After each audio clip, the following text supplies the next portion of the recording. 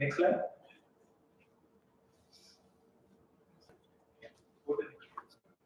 Fine. So I think this is one more important aspect. I will take a little detour. I think gone are those days wherein product development used to happen in 46 months or anything beyond 40 months, right?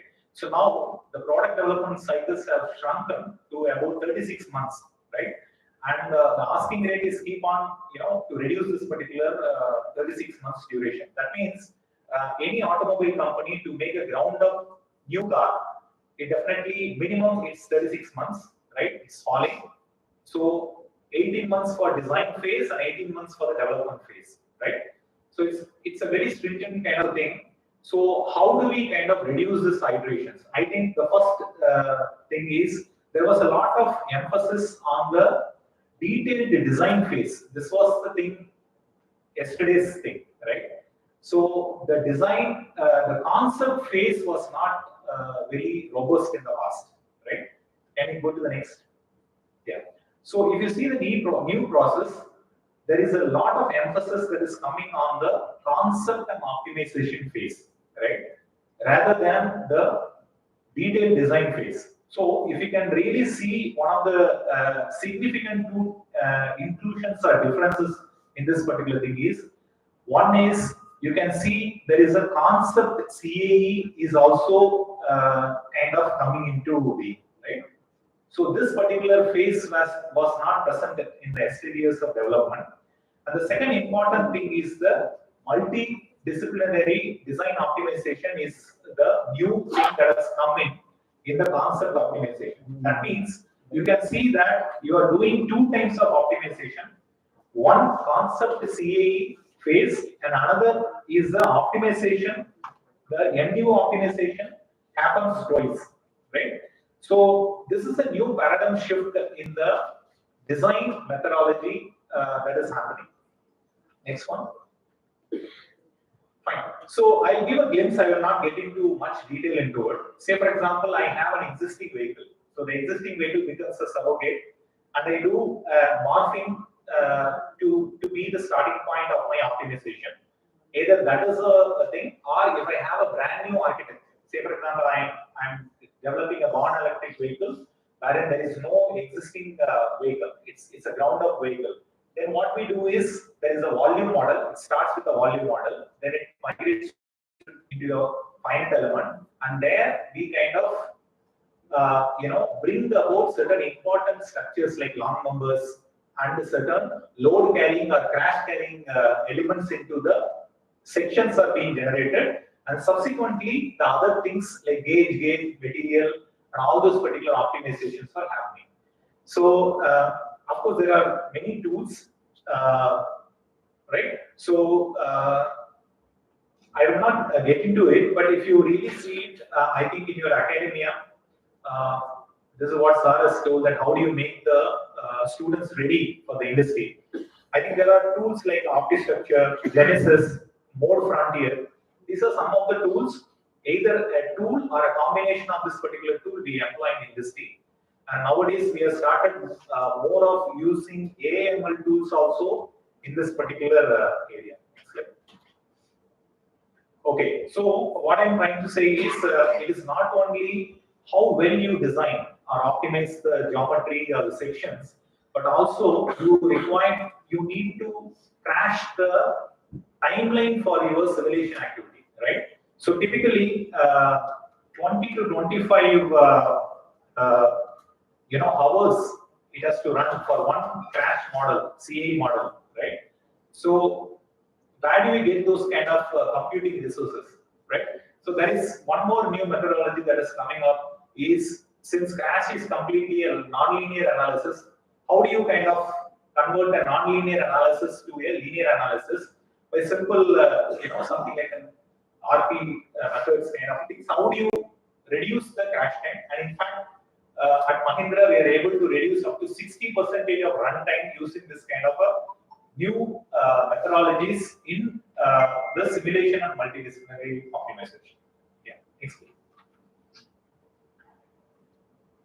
So if you can see, I think I have discussed on the left-hand side of it. So improving the joint stiffness, multi-ring body structures. Like how do you create this kind of a truss kind of a structure or a closed ring structure, right? And how effective sections and reduced thickness using MDO we can do it. And this is about the design side of it. And of course, I will be discussing a little brief about the high strength material and the multi materials that are coming into the automobiles and the adhesive joineries as well as new advanced joinery techniques. These are all contribute to the lightweighting of a particular way. Next one. So now I will kind of touch upon the new material technologies. Next one. I think many of us are aware of this new age materials, right? We keep discussing about carbon fiber, magnesium, aluminum, and somebody may question how come an Indian mass manufacturing car manufacturer, when is going to be the day wherein we are going to use so-called this exotic material? The answer is it's now, right? So I think there is a paradigm shift that is happening in the industry. I will just take a small detour. For 1 kilogram of lightweight material, if you really look at it, so how much premium an automobile company can pay? So today it is between 150 to 250 rupees for 1 kilogram of reduction. An automobile company or a tier 1, tier 2 can give a premium of till 250 rupees, right? So with this 250 rupees, can I bring in high strength 6 series aluminum, 7 series aluminum or a carbon fiber? I think it was questionable, right? Now look at an electric vehicle. So say for example, I have an electric vehicle for a range of say 400 kilometers, right? Or a 500 kilometer range. And today I have to meet that particular thing with my body mass with 62 kilowatt hour battery pack. Okay. So the cost of 1 kilowatt hour battery pack today roughly is around $150 US dollars, right? So if you are able to, for example, from 62 kilowatt hour battery pack, if I'm reducing that particular thing to 60 kilowatt battery pack, say for example 2 kilowatt hour, if I'm able to reduce it, right? I will straight away reduce $300 US dollars, right? So where is the equation? We are talking about 250 rupees. Versus suddenly the equation has become about $300. So I think this is a new paradigm shift wherein the day has come, wherein all these advanced structures, advanced lightweighting materials will definitely see to the light. Next one. I think I'll not go in deep into it, and every conference you will find this banana curve, what we colloquially call. So what all I wanted to say is, you can see the, this is our own usage in automobile industry, right from 1999, say first generation. Say for example, you take say 2009 generation. Say for example, a comparison between XUV 500 versus XUV 700. You can really see the amount of hard stamping material or the ultra high strength steel and high strength material content is really skyrocketing, right? And next slide. So say for example, this is XUV 700. So you can see about 7% ultra high strength steel and about 14% of hard form steel we are kind of employing as on today. And if you really see the previous kind of platform, it was almost nil, right? So you can see a generational jump that is happening in the industry, right? With respect to when it comes to steel, how we are kind of poised, and it's not stopping here. And more what's going to happen is instead of hard stamping material, we'll go to the conventional ultra high strength material where the industry is also gearing up to putting equipments like roll forming, as well as how do we use the stamping facilities which can really press the steels which are above 1300 megapascal. So that kind of a facility is also coming into the country. So I think more and more ultra high strength steel as well as roll forming kind of steels will come into being in the future. Next one. So this is about aluminum usage. I think India kind of a cost-sensitive market. Maybe we may not reach to the level of say 4F150 kind of a thing, which is kind of an aluminum intensive vehicle. But we may reach up to 15 to 20%, right? So we have already castings, heat exchangers and other things are there. But nowadays, the high strength aluminum, 6 series, 7 series aluminum are coming into crash absorption areas, side sill areas, as well as the complete battery pack structural applications, right? So probably some of the industry experts were coming and saying, no, what will happen to the automotive casting industry, right? So will our entire business will be wiped out because of this ICE to EV conversion? No. There are, instead of cast products, probably rod products are coming into the marketplace. Next one. So this is about magnesium usage. Say, for example, magnesium, a lot of steel structures already people are migrated. For example, all the steering armatures of Mahindra vehicles or any contemporary vehicles today are already in AM40 or AM50 kind of a die-cast alloy.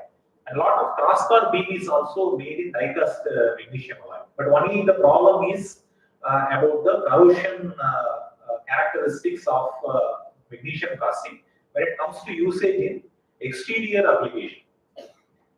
So here also there will be a lot of traction that's going to come in the coming days. And a lot of investments are also coming into the country in this particular space. Next one.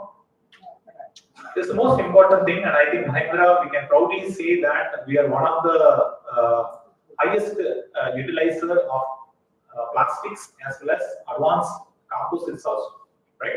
So we have to the tune of when the industry is at around 14 to 15%, we are, I think, beyond 15. I think we are reaching up to 20%. I think we are the first OEM to take the bold decision of going for a tailgate in a completely plastic, and that is a long fiber plastic. It's a composite structure. So more and more traction is coming in this particular area as well. What I'm saying is, while people like BMW I series has reached to the level of 50%, little more carbon composite kind of things, we will be reaching up to 20 to 25% in the Indian space. Of course, the mega trend is also at recyclable and more sustainable polymer usage into the green vehicles like born electric vehicles. Next one. This I have discussed. So, but one more important aspect I would like to touch upon to both the research and academia is,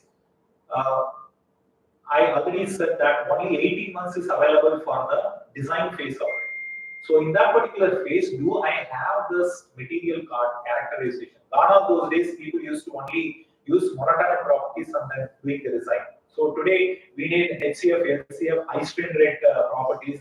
We need to know failure criterion properties in GISMO models, MAT24, MAT187, for example, in polymers.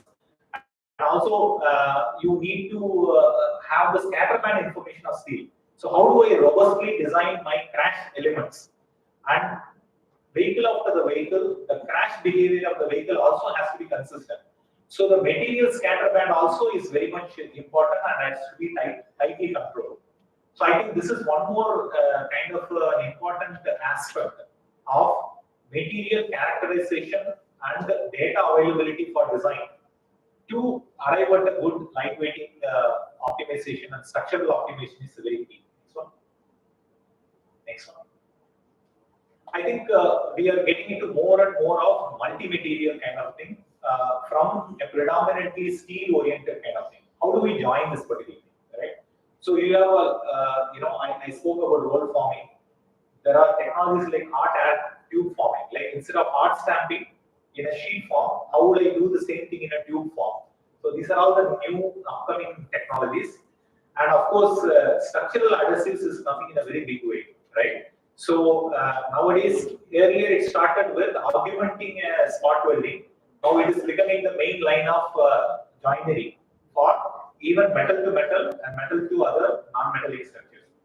You have flow drill. Whenever I have an aluminum and a steel joinery, these are all the self-piercing reverse flow screws and all those technologies coming. And cold metal transfer welding, I think whenever you have a high strength aluminum, for example, battery boxes in electric vehicle, you have high strength extrusions are coming, wherein conventional welding process cannot be employed. So you need to go to new advanced techniques like cold metal transfer welding. You need to be adopted. So I think this is not the very elaborative kind of things. It's just a glimpse of an advanced joinery technology that is also required to be looked at it. And not only that, the characterization of the joinery is also very essential at this juncture. One more important thing before I conclude this particular session. We are talking about a lot of lightweighting, right? So one of the very important challenge is a commitment from all of us in product stewardship and sustainability, carbon footprint reduction, and LCA studies. What's happening is most of this lightweight structure, whether it is aluminum or any composite, they're all coming with a higher carbon footprint, right? So the topic doesn't end here. Doing a design optimization, new material technology, and a process technology.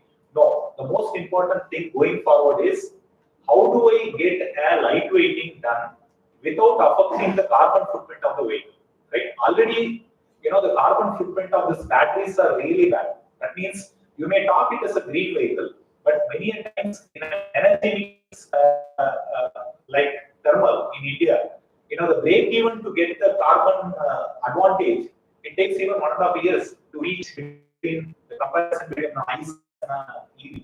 So what I'm trying to say is we need to be very, very careful not in employing these advanced lightweighting structures without affecting the carbon footprint. So let me conclude my talk with an important quote on innovation, which says that innovation is in the interface, and automotive technology is truly an interdisciplinary effort. And key to innovation is appreciation of other disciplines. Like you need to appreciate what is going on to the other disciplines, as Professor has rightly pointed out. And the collaboration is a way of working. And thank you and best wishes for a very successful Admms 2023.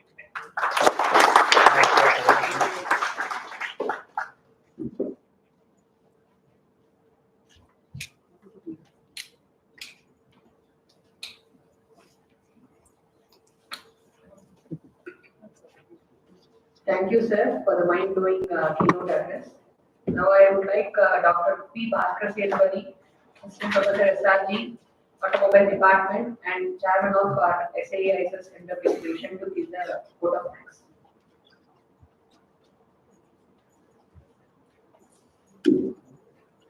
Thank you, ma'am. Very good morning to all persons here. It's my pleasure to propose this vote of thanks during the inauguration of Admms 2023. It's a common vote of thanks. Anyway, the important vote of thanks should be given during the end of this session. So it's my pleasure to thank our Dean, School of Mechanical Engineering, for his constant support. And as a faculty advisor of SRM SE Project Club, we are submitting any proposals related to any SE activities without any hesitation. Immediately, sir has accepted our request and is supporting and guiding us. Thank you so much, sir, for coming here and support this sector. Next, I must thank our today's chief guest, Mr. Senthil Kumaran Varadajan, Materials Technology Domain, Mahindra City. So last night, I think yesterday only, we were able to find such a wonderful, suitable keynote speaker and chief guest for this wonderful Admms 2023, for which I must thank my very good friend, Mr. Vijay Kumar. So I think the previous chief guest, due to his official commitment, he was not able to join this inauguration session. So yesterday evening, immediately we approached our very, very good friend, Mr. Vijay Kumar. Immediately, he was able to find our very good friend, Mr. our sir. So I think sir already visited our facilities, sophisticated materials technology related facilities as well as really, as I mentioned, our Dean Mechanical, sir, really our collaboration will be enhanced. I need your support for making this once again. Thank you. Thanks for coming. And also, I must thank our past chairman and the India MC member, Mr. Armstrong sir, for coming over here and supporting Admms 2023. And I'm very proud and I'm very happy to say that any departmental event, so all our department, the 4 HODs, along with our lead, they are extending all their support of any school of mechanical engineers. Like I must thank our HOD mechanical engineering, HOD automobile engineering, HOD mechatronics engineering, and HOD aerospace engineering. Thank you, sir, for all your guidance and support and motivating us to do a lot more events under the School of Mechanical Engineering and SRM Science Institute of Technology. And also, I must thank our ACS mentor, Admms sir, who is also supporting us and guiding us and motivating us to involving our students and faculty members in more number of SAE activities and other activities also. Thank you so much. And special thanks goes to our SAE India DDG, I think Venkatraj sir. So I think second time he is coming and participating in this Admms conference. So that is really value added for this conference, sir. Thank you so much for coming over here and supporting this event. Thank you. And also I must thank all the division chairmen. Division chairman, I think Dr. Vijay Kumar sir, Trichy division chairman, Dr. Arun Charan sir from NIT. I think many division representatives and the chairmen are here. Thank you so much for coming over here and supporting this event and making this event as a grand success. Thank you so much. And a very, very special thanks goes to all the industry judges. I think almost 30 industry judges are here from different industries like Mahindra, Ashok Leyland, Royal Enfield, etc. Many industry professionals are here for evaluating and judging the poster presentation and oral presentation. Thank you so much for your constant support for SAE activities. For which once again I must thank my very good friend Vijay Kumar, who is the pioneer and blackboard for arranging all this industry professionals. Thank you, Vijay Kumar sir, for arranging this. And also my organizing committee members, Dr. Kritya madam, Dr. Murugesan sir, even yesterday almost till 11:59 or 12 a.m.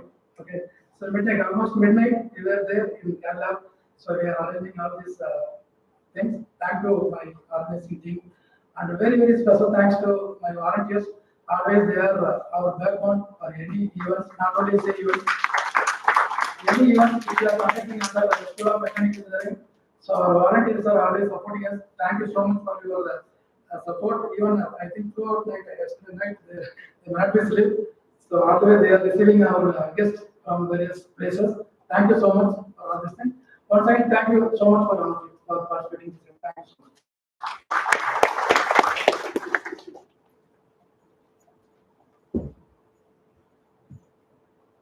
Thank you, sir. So I request, I thank first of all of you for gathering here and precious giving your time and spending your time here. Now I request everybody to have your high tea there and then to have open up sessions. Thank you.